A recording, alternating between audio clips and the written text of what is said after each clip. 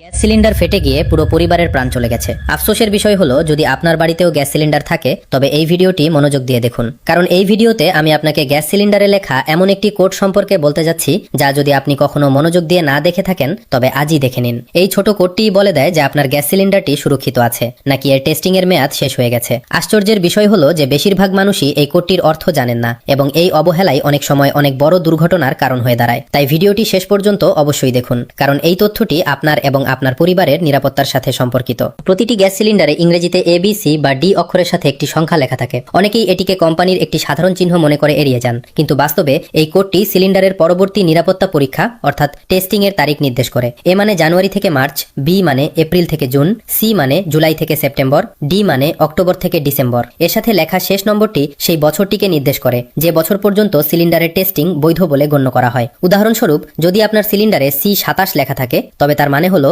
সেই সিলিন্ডারের টেস্টিং জুলাই থেকে সেপ্টেম্বর 2027 পর্যন্ত বৈধ।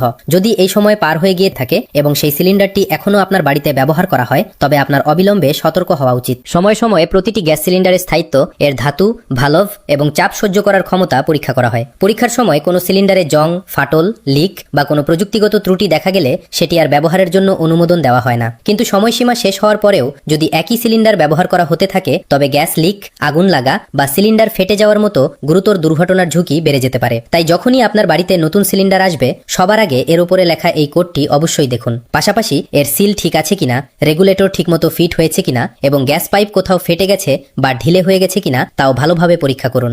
যদি কখনো গ্যাসের হালকা গন্ধ অনুভূত হয় তবে অবিলম্বে রেগুলেটর বন্ধ করে দিন। সমস্ত জানালা ও দরজা খুলে দিন এবং যে কোনো ধরনের ইলেকট্রিক সুইচ, দেশলাই বা লাইটার একদম ব্যবহার করবেন না। এমন পরিস্থিতিতে অবিলম্বে আপনার গ্যাস এজেন্সি বা জরুরি পরিষেবায় যোগাযোগ করুন। সিলিন্ডার সর্বদা সোজা রাখুন, সেটিকে রোদ বা অতিরিক্ত গরম জায়গায় রাখবেন না এবং রান্না করার পর রেগুলেটর বন্ধ করার অভ্যাস অবশ্যই গড়ে তুলুন। অনেকেই বছরের পর বছর ধরে একই পাইপ ব্যবহার করতে থাকেন, অথচ সময়ে সময়ে তা পরিবর্তন করাও অত্যন্ত জরুরি। একটি ছোট অবহেলা কখনো কখনো এমন দুর্ঘটনায় পরিণত হয় যার জন্য সারা জীবন আফসোস করতে হয়। তাই আজই আপনার ঘরের গ্যাস সিলিন্ডারে লেখা এই কোডটি মনোযোগ দিয়ে পরীক্ষা করুন। যদি এর টেস্টিং এর সময়সীমা শেষ হয়ে গিয়ে থাকে তবে দেরি না করে আপনার গ্যাস এজেন্সির সাথে যোগাযোগ করে সিলিন্ডারটি বদলে নিন। আপনার কয়েক মিনিটের সতর্কতা আপনার পুরো পরিবারকে সুরক্ষিত রাখতে পারে। যদি আপনার এই তথ্যটি দরকারি মনে হয় তবে এই ভিডিওটি আপনার বন্ধু, পরিবার, প্রতিবেশী এবং সমস্ত আত্মীয়দের সাথে অবশ্যই শেয়ার করুন, কারণ হতে পারে আপনার একটি শেয়ার কোনো পরিবারকে সময় থাকতে সতর্ক করে দেবে এবং কারো মূল্যবান প্রাণ বেঁচে যাবে।